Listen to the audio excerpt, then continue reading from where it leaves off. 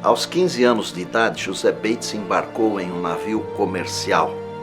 Durante os 21 anos subsequentes, viveu a vida de marinheiro e capitão de navio. Bates voltou a viver uma vida normal em 1828, com uma pequena fortuna. Durante o despertamento adventista, o capitão de navio aposentado tornou-se um respeitado evangelista e líder espiritual entre os adventistas. No começo de 1845, Bates foi providencialmente guiado a uma compreensão da verdade a respeito do sábado do sétimo dia. E em 1846 publicou um panfleto de 48 páginas sobre o assunto. Hiram Edson realizou uma conferência sobre o tema do santuário em Port Gibson, possivelmente no outono de 1846. Bates então foi convidado a pregar na conferência e aproveitou a oportunidade para compartilhar as novas do sábado. O respeitado capitão era o membro mais idoso de nossa igreja pioneira e tornou-se o primeiro presidente da Associação Adventista do Sétimo Dia local em Michigan, em 1861. Esta é a casa de José Bates, pertinho do mar, como manda o status de um bom marinheiro. Quando a casa foi construída, não havia outras residências entre a casa e o mar. Da janela do quarto, dava para ver o mar aberto. Nos fundos da casa de José Bates ainda existe uma parede de uma enorme lareira. Essa mesma lareira foi construída por um dos peregrinos que rumaram para a América do Norte no Mayflower, o navio que transportou os pais peregrinos. João Cook, que construiu a lareira, que por algum tempo foi a casa de Bates, era o mais jovem passageiro do Mayflower, com menos de 18 anos de idade, e foi o último sobrevivente masculino dos pioneiros a morrer. Bates viveu até os 80 anos. Um dos motivos pelos quais tinha tanta resistência física, a despeito de muitos sacrifícios, era sua maneira simples de alimentação e hábitos temperantes. Bates organizou as primeiras sociedades de temperanças nos Estados Unidos. Os membros tomavam um voto de não fazerem uso de bebidas alcoólicas. Bates era um homem muito espiritual, com visão bem definida e coragem de um leão. Não hesitou em fazer sacrifícios quando surgia alguma necessidade. Bates interessou-se pelo sábado após conversar com Raquel Oaks Preston, uma senhora batista do sétimo dia. E quando perguntado sobre o que havia de novo, respondeu: o sábado é o dia de guarda. Em uma visão do santuário celestial, Deus confirmou a Ellen G. White a verdade do sábado trazida por José Bates. E no livro Primeiros Escritos, às páginas 32 e 33, ela escreve: sentíamos um incomum espírito de oração. E ao orarmos, o Espírito Santo desceu sobre nós e fui arrebatada em visão da glória de Deus. Vi um anjo que voava ligeiro para mim. Rápido levou-me da terra para a cidade santa. Na cidade vi um templo no qual entrei. Passei por uma porta antes de chegar ao primeiro véu. Este véu foi erguido e eu entrei no lugar santo. Ali vi o altar de incenso, o castiçal com 7 lâmpadas e a mesa com os pães da proposição. Depois de ter eu contemplado a glória do lugar santo, Jesus levantou o segundo véu e eu passei para o Santo dos Santos. No lugar santíssimo vi uma arca cujo alto e lados eram do mais puro ouro. Em cada extremidade da arca havia um querubim com suas asas estendidas sobre ela. Tinham os rostos voltados um para o outro e olhavam para baixo. Entre os anjos estava um incensário de ouro. Sobre a arca onde estavam os anjos havia brilho de excelente glória, como se fora a glória do trono da habitação de Deus. Jesus estava junto à arca e ao subirem a ele as orações dos santos, a fumaça do incenso subia e ele oferecia suas orações ao Pai com o fumo do incenso. Na arca estava a urna de ouro contendo o maná, a vara de Arão que florescera e as tábuas de pedra que se fechavam como um livro. Jesus abriu-as e eu vi os 10 mandamentos nelas escritos com o dedo de Deus. Numa das tábuas havia 4 mandamentos e na outra 6. Os 4 da primeira tábua eram mais brilhantes que os 6 da outra, mas o quarto, o mandamento do sábado, brilhava mais que os outros, pois o sábado foi separado para ser guardado em honra do santo nome de Deus. O santo sábado tinha aparência gloriosa, um halo de glória o circundava. Vi que o mandamento do sábado não fora pregado na cruz. Se tivesse sido, os outros 9 mandamentos também o teriam, e estaríamos na liberdade de transgredi-los a todos, bem como o 4º mandamento. Vi que Deus não havia mudado o sábado, pois ele jamais muda. Essa visão Ellen White recebeu estando numa reunião de oração com as famílias Holland e Topsham em 3 de abril de 1847, no Maine. Deus levantou um povo para continuar o movimento da esperança. O movimento da esperança aponta para a segunda vinda de Cristo, a volta de Jesus, pois Jesus é a nossa esperança viva. O movimento da esperança tem a capacidade de restauração, a restauração da verdade.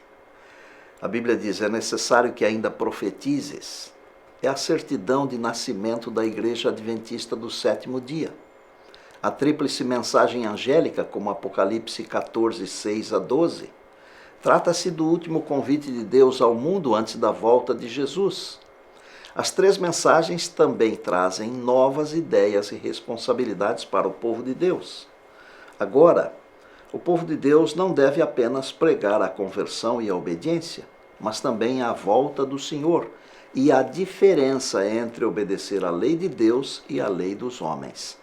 As 3 mensagens são equivalentes à mensagem primitiva do dilúvio. Na antiguidade, os que quisessem se salvar deveriam se abrigar na arca. No entanto, o mundo escarneceu de Noé e sua família e todos se perderam.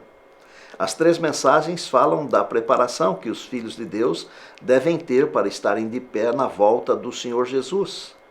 Não dar atenção a elas equivale a rejeitar os fundamentos do Evangelho e acabar se perdendo. Vamos à mensagem do primeiro anjo. Vi outro anjo voando pelo meio do céu, tendo um evangelho eterno para pregar aos que se assentam sobre a terra, e a cada nação e tribo e língua e povo, dizendo em grande voz: temei a Deus e dai-lhe glória, pois é chegada a hora do seu juízo. E adorai aquele que fez o céu, a terra e o mar e as fontes das águas. Apocalipse 14, 6 e 7. O primeiro anjo tem um evangelho eterno para pregar a toda a população da terra. Que evangelho é esse? E por que ele é eterno? O centro desse evangelho é que Deus amou o mundo de tal maneira que entregou seu Filho único, para que todo aquele que nele crê não pereça, mas tenha a vida eterna, conforme João 3,16. Certamente esse evangelho é eterno porque existia essa ideia de salvar o homem desde a fundação do mundo, desde tempos imemoriais, tanto que desde Adão e Eva sacrificava-se um cordeiro que simbolizava a morte do Messias. Dessa forma, o primeiro anjo não prega novidade alguma, a não ser a fé que foi revelada aos santos, que Deus se fez carne e habitou entre nós. Mas ele também simboliza um movimento mundial que busca levar essa mensagem não somente a todas as nações, como também a toda a tribo, língua e povo. É a mensagem de que o juízo investigativo já começou no céu e Jesus está voltando para buscar os seus filhos. O anjo faz menção de parte do 4º mandamento da lei de Deus, ao dizer que devemos adorar aquele que fez o céu, a terra, o mar e as fontes das águas. Repare, porque em 6 dias fez o Senhor o céu, a terra, o mar, e ao 7º dia descansou. Por isso Deus abençoou e santificou o dia de sábado, Êxodo 20, verso 11. E por que ele menciona o 4º mandamento? Porque é o único que identifica o Deus que adoramos, ou seja, aquele que criou tudo que existe. Por isso ele é digno de adoração. Por isso Deus separou o sábado para nós o adorarmos. Nosso Deus também é Senhor do sábado. Vamos à mensagem do segundo anjo agora. Enquanto a primeira mensagem enfoca o evangelho e o Deus verdadeiro, a segunda mensagem diz: seguiu-se outro anjo, o segundo, dizendo: caiu, caiu a grande Babilônia, que tem dado a beber a todas as nações do vinho da fúria da sua prostituição. De acordo com a profecia, Babilônia significa mistura, confusão. Babilônia simboliza uma religião-estado que tem práticas estranhas. Babilônia, a mãe das prostitutas e abominações da terra, Apocalipse 17:5. Dessa forma, Babilônia tem filhas com práticas semelhantes e simboliza não apenas um Estado-igreja, mas todos os grupos religiosos que se opõem à verdade do Evangelho eterno. O fim da mensagem está em Apocalipse 18:4. Retirai-vos dela, povo meu, para não serdes cúmplices em seus pecados e para não receberdes os seus flagelos. Assim, o resumo dessa mensagem é: abandone os grupos religiosos falsos que não obedecem à palavra de Deus, a Bíblia Sagrada. E agora nós vamos à mensagem do terceiro anjo. As duas mensagens anteriores identificam o Evangelho eterno, Deus Criador, e enfoca que o povo de Deus deve se separar do mundo e das falsas organizações religiosas. E seguiu-os o terceiro anjo dizendo com grande voz: se alguém adorar a besta e a sua imagem e receber o seu sinal na testa ou na sua mão, também este beberá do vinho da ira de Deus, que se deitou não misturado no cálice da sua ira, e será atormentado com fogo e enxofre diante dos santos anjos e diante do Cordeiro. E a fumaça do seu tormento sobe para todo sempre, e não tem repouso nem de dia nem de noite os que adoram a besta e a sua imagem, e aquele que receber o sinal do seu nome. Aqui está a paciência dos santos. Aqui estão os que guardam os mandamentos de Deus e a fé em Jesus. O terceiro anjo fala que aquele que receber o sinal da besta se perderá. O quarto mandamento da lei de Deus, o sábado, é o sinal exterior do selo de Deus. É a assinatura divina que identifica o Deus Criador. Assim, a marca da besta será quando a falsa religião e o Estado se unirem para perseguirem os que obedecem aos 10 mandamentos. Isso fica claro no versículo 12. Aqui está a paciência dos santos, aqui estão os que guardam os mandamentos de Deus e a fé em Jesus. Apocalipse 12:17. Irou-se o dragão, Satanás, contra a mulher, no caso a virgem, a igreja pura, e foi fazer guerra com os restantes da sua descendência, os que guardam os mandamentos de Deus e têm o testemunho de Jesus. Apocalipse 19:10 diz: o testemunho de Jesus é o espírito, dom de profecia. A minha pergunta é: de que lado você pretende estar? Do lado de Deus ou contra Deus? O movimento da esperança aponta para a segunda vinda de Cristo, a volta de Jesus, pois Jesus é a nossa esperança viva. Mateus 24:35 diz: passará o céu e a terra, porém as minhas palavras não hão de passar. E Apocalipse 22:7 diz: eis que venho sem demora. A explicação está em 2 Pedro 3:10-13. A Bíblia diz que Deus não retarda a sua promessa. Ele é longânimo, porque deseja que todos se arrependam. Neste momento, a Rebeca canta Aceite o Chamar. Como você está? Como é que está a sua vida? Pergunte ao seu coração. Talvez ele dirá que a alegria, o prazer, a bênção esteja bem pertinho de você. Deixe a paz fazer parte de você. E como está você? Como a vida vai? Seja sincero, ao menos diga pra si. Olhe bem dentro, ali, dentro do peito há algo ruim, sem se explicar.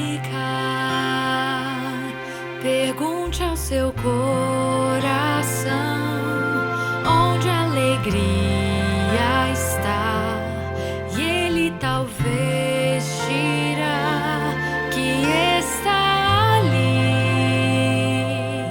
Finge que é feliz, vive escondendo a dor, vive e não tem amor, já não aguenta mais. Deixa a paz ser parte de você e creia que Jesus o fará reviver. Ele quer aliviar você. Ouça a voz, aceite o chamar de Deus.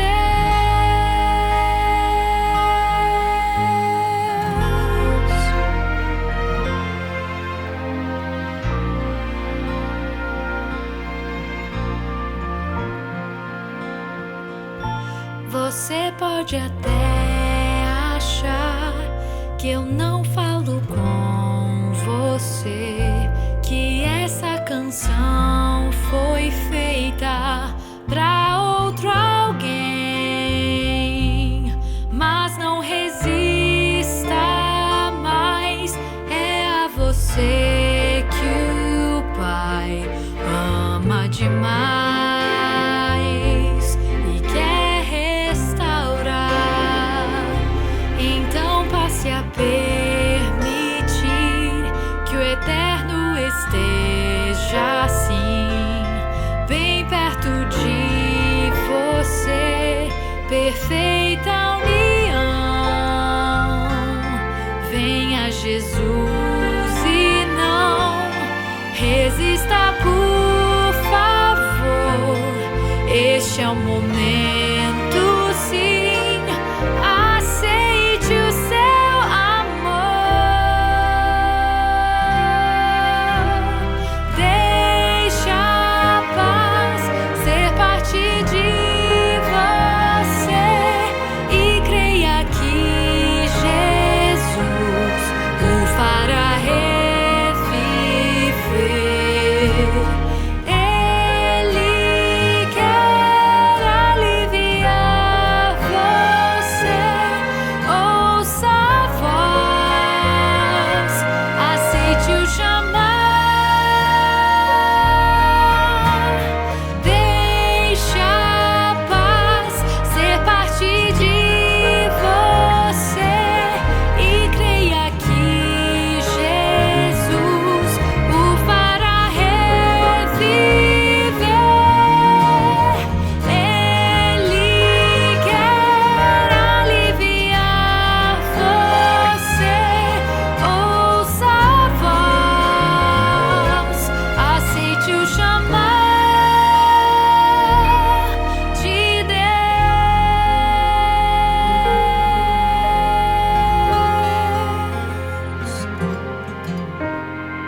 Ele quer aliviar você, aceite o chamar.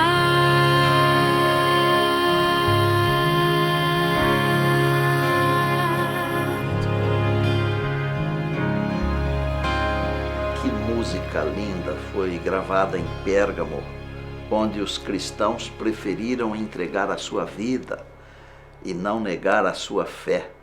Obrigado, Rebeca. Vamos orar.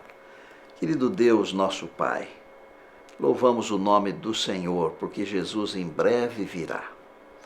Obrigado porque a Tua palavra nos ensina, através das 3 mensagens angélicas, que temos uma mensagem a pregar a toda nação, tribo, língua e povo. Permita que tenhamos o Teu Espírito nos ajudando, nos abençoando, iluminando, para que sejamos servos fiéis. Nós oramos agradecidos em nome de Jesus. Amém.